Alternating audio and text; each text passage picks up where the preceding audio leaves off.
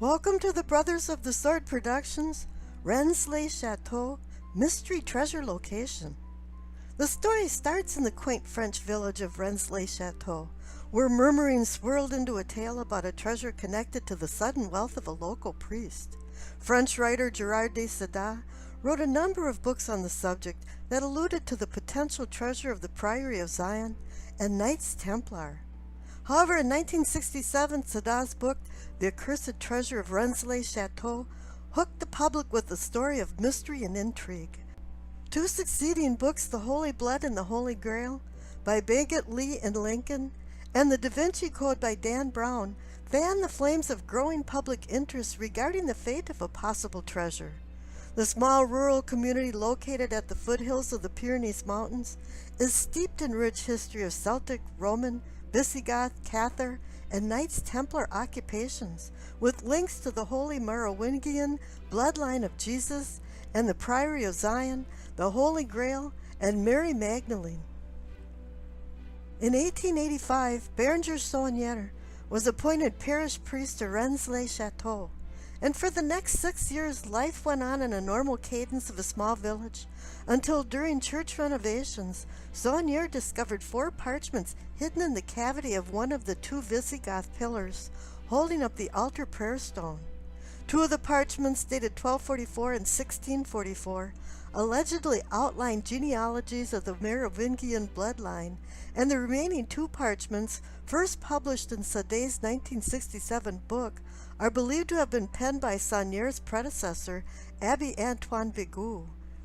These 2 parchments contain confusing excerpts from the New Testament, with run-on words, erratic spacing, interspersed random letters, raised letters above and others below, and some letters smaller than the rest. The 2 encrypted parchments were allegedly translated through the moves of a chessboard called the Knight's Tour, but the new messages only expanded the mystery.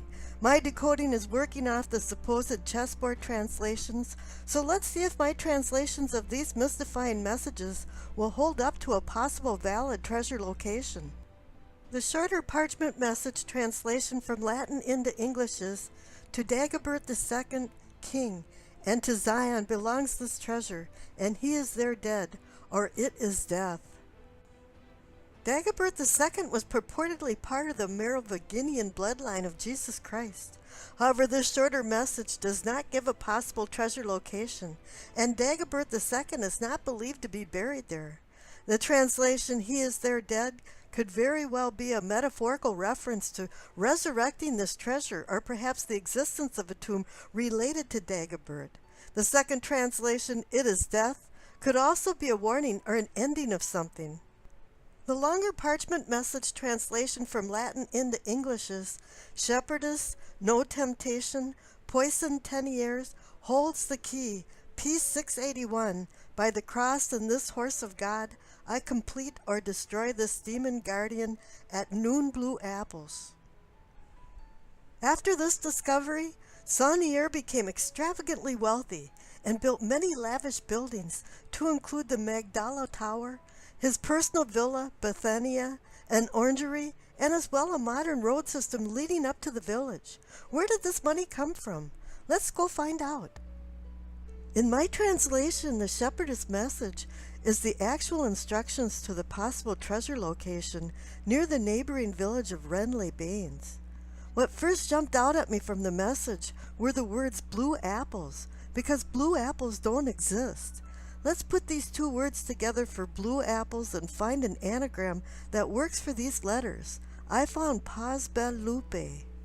Due to my recent work with scribal abbreviations, I immediately recognized the value of this message.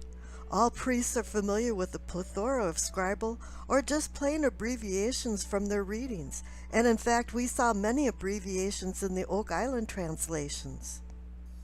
Pas is the abbreviation for the Latin word Passio, for passion, and can also mean suffering. Belle is the abbreviation for the Latin word Belliatus, Bellatai, Bellatum, for beautiful. Lupe is referring to Guadalupe, the Blessed Virgin Mary. I never knew this, but Guadalupe is Latin for the phrase water of the wolf.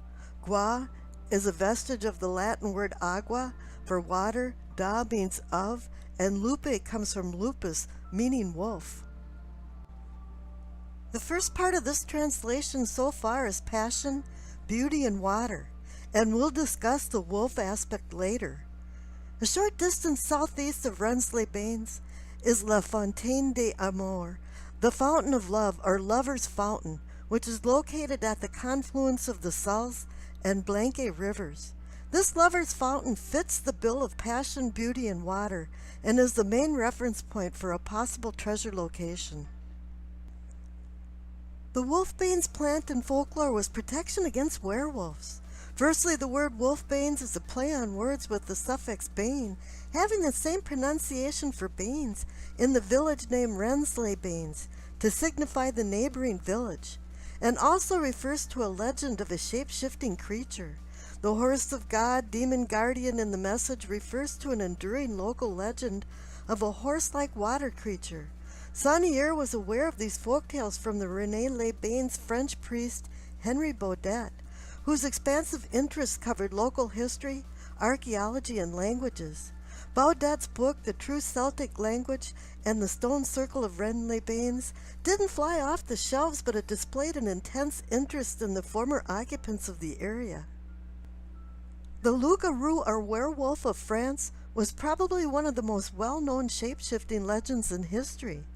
In Scottish and Norse mythology, there was the Nuka-Lave, a shape-shifting entity that was commonly a half-human, half-horse demon. In Celtic legend, when pursued by this water monster, one must cross a freshwater running stream or river to escape it. The Scots also have a tale of a malevolent lake or river-dwelling water spirit called Kelpie that turns into a horse or a woman. Interestingly enough, the holy blood of the Merovingian royal heritage allegedly came from a second union of a sea beast called Quintitar that coupled with the already pregnant Frankish queen who started this holy bloodline. The next message is by the cross.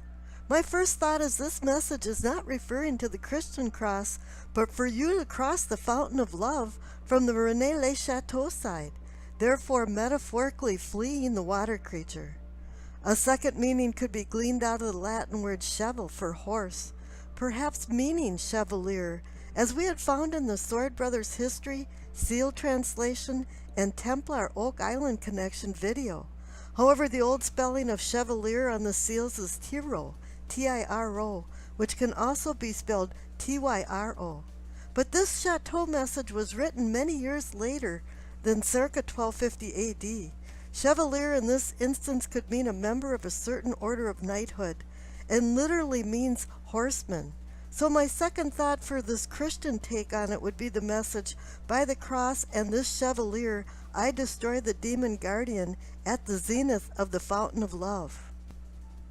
Now let's draw our attention back to the word noon.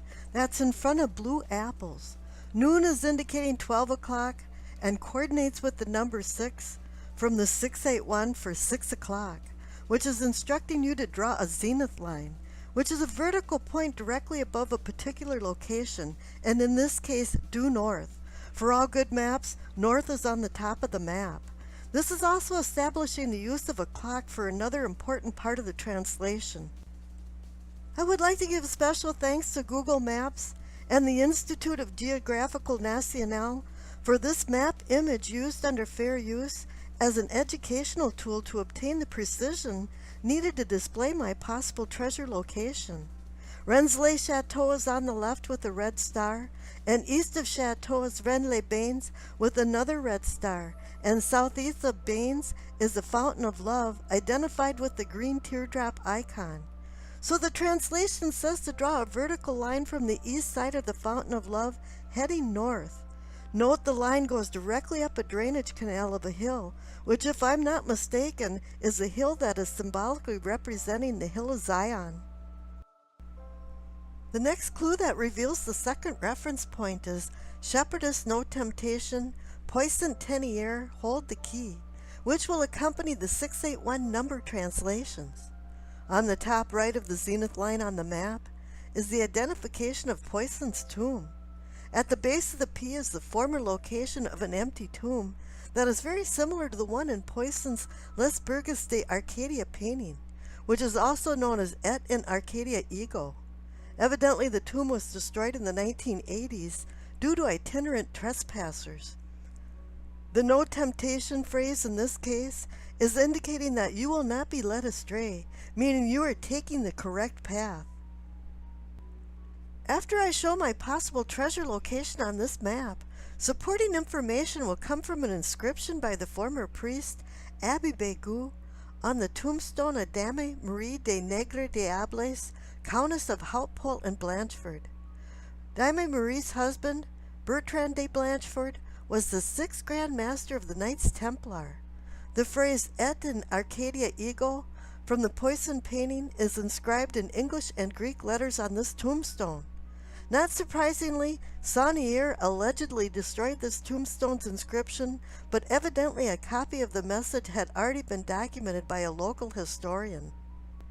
In these following translation methods, the numbers that correspond to the Poisson tomb reference point will be converted from a representation on a clock into degrees on a circle.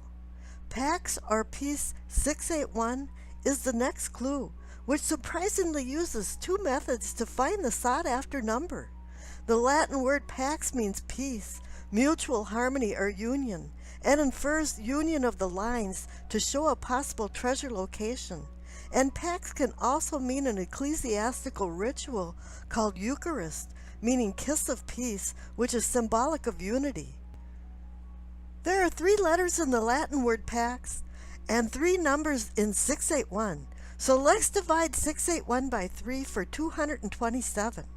The next method will tell you to adjust this number to 22.7 degrees. Now we apply the numbers 681 to where they land on the clock. The themes of this exercise are half and opposites, or more precisely polarity and duality. Polarity is the reality, and duality is the result, which paradoxically creates unity. The number 7 is halfway between the numbers 6 and 8. The opposite number from 8 is 2, and the opposite number from 7 is 1.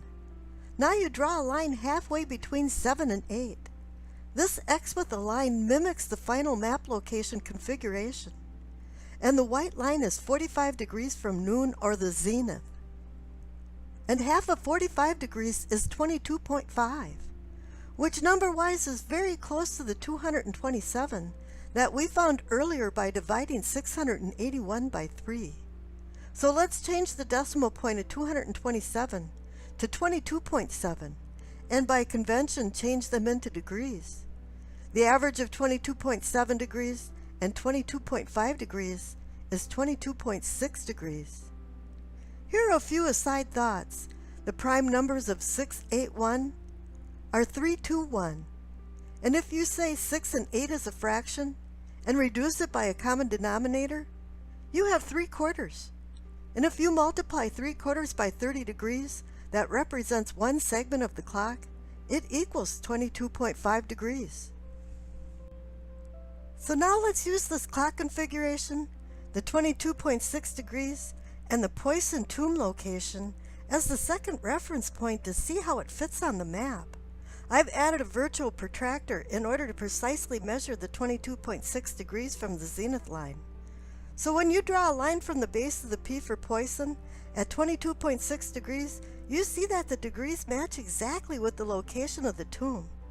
Then I marked a second complementary line at the same degrees on the other side of the zenith line. In a minute I'll show you the clues that direct you to make this X. Let's remove the protractor so we can get a good look at the location. Well, this is the possible treasure location for the Rennes-le-Château Mystery. It's time to analyze the tombstone's information to reinforce these findings. The letters on the left side of the tombstone spell out "and in A," Templar cross PX. The Greek PX are reversed or inverted letters for the famous Christogram of the first letters of the Greek name Christos, which is called Chi Rho. The earlier form was graphically just an IX. The P for Poisson, where the line starts, could be indicating the Rho letter. The inverted letters could imply mirror image, and the implication of a mirror image alone could infer that you add the last line for the X. But I believe there's another clue that specifies the presence of the last line. The Greek letters APX translate into the English word arc for the use of a circle and or the possible treasure location that is in the arc of a hill. There's other aspects to this arc message, but you can figure them out as you go along. You can watch a complete review of the IX Christogram in my Oak Island Prophesy Part 3 Sword Brothers Identity video. This IX Christogram outlines the angle and path of the sun from summer to winter solstices with the equinox of even day and night in the middle. This is the same configuration found at the Vatican St. Peter's Square. The IH and the IHS Christograms were also found in the Oak Island translation that supposedly comes from the first letters of the Greek name Jesus, Jesus. The P and S on the top middle of the tombstone could indicate these Christograms. As was shown, these Christograms are based on the tilt of the Earth, which historically ranges between 22.1 degrees and 24.5 degrees.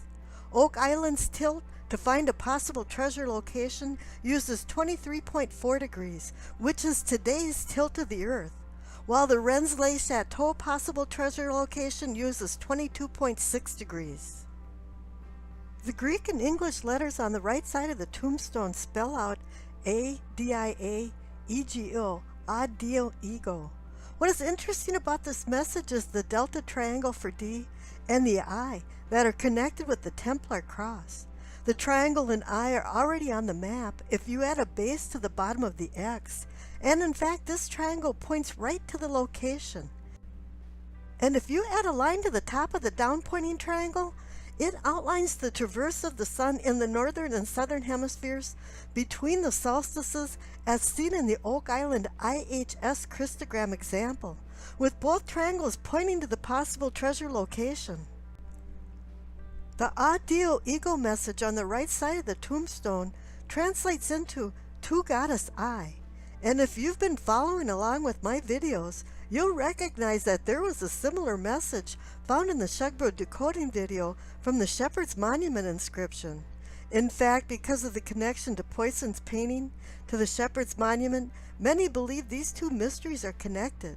Although I believe I've translated the second step of the Shugbro mystery, I still have more work to do on the decoding. The theme of the female goddess worship is still alive because the church in Rennes-le-Château is dedicated to Mary Magdalene. Here's my Latin translations into English for the words and the abbreviated words on the tombstone: restore, king, temple, and throne. I would like to point out that cellus can also mean a small room, which might be indicating a small room of a hillside cavern.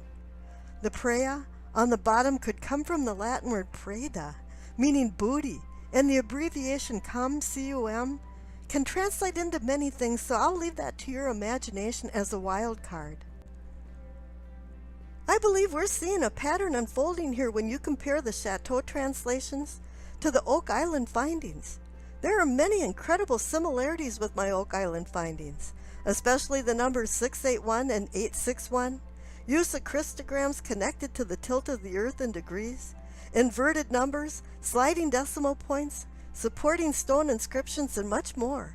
It really does appear that somebody should revisit my Oak Island findings. If Nolan's cross, which also symbolizes a sword, is set upright with the zenith of due north, there's an excellent chance that ground-penetrating radar will find the sought-after underground anomaly. From my readings and observations of photographs, Saunier left very few clues to find this treasure location. It appears to me he gave chaste towing taunts more than actual clues. The JHS Christogram and the upside-down Visigoth pillar, left in the garden with the numbers 1681 engraved on it, are the only things that caught my attention. Obviously, Saunier sold some, or perhaps even most of the treasure into the black market and into the hands of private collectors. It'll be interesting to see if there's anything at this location. I hope those who do find relics of value there are in their right mind not to steal, but to leave them for posterity for the country of France and the world. and perhaps lights will shine on hidden truths that have been veiled by deceit for the benefit of only a few and not for the greater good of humankind. I believe the artist Teniers was mentioned because he painted a huge number of paintings about the temptation of St. Anthony. During St. Anthony's journey to find St. Paul, he ran into two demons, a centaur and a satyr, which were considered temptations. A centaur is a half-human, half-horse, and a satyr also has features of a horse, which is drawing your attention to the shape-shifting horse legend that was translated in the message. If you note, in these paintings, there's a skeleton of a horse-like creature, and I really don't believe any one particular painting was the clue. In my Shepherdess decoding, satyrs were a main focus. Amazingly, all my videos are related in one way or another. This was not a well-orchestrated plan, but just happened that way. I have one aside issue that I'd like to cover before I go. If the hill of this location actually symbolically symbolizes Mount Sion, could this also explain the believed connection to the Holy Grail? The Grail is considered a cup, a bowl, a dish, or a basin. Is the Grail actually the geographic basin holding the sacred waters of the hot springs that adjoins this hill? Rennes-les-Bains, located in the valley of the river Salles, was sacred to all those who lived there. The Celts considered it the holy city near a hallowed mountain. Romans considered it a revered valley, and at some point it was known as the Valley of the Cross. This is like Cain's land of Nod. Everywhere he went, he was in the land of Nod, and everywhere this order went, there was always a symbolic hill of Zion and a sacred basin. I just wanted to convey my feelings about the topic of the Holy Grail from a long line of observations. Well, I'm not really sure which topic I'll tackle in my next video. I've been thinking about presenting my decoding of the Priory of Zion seal, or more precisely known as the seal of the Abbey of Notre Dame du Mont de Zion, but perhaps something else will come to mind. Please don't forget to subscribe, like, and comment to support this channel.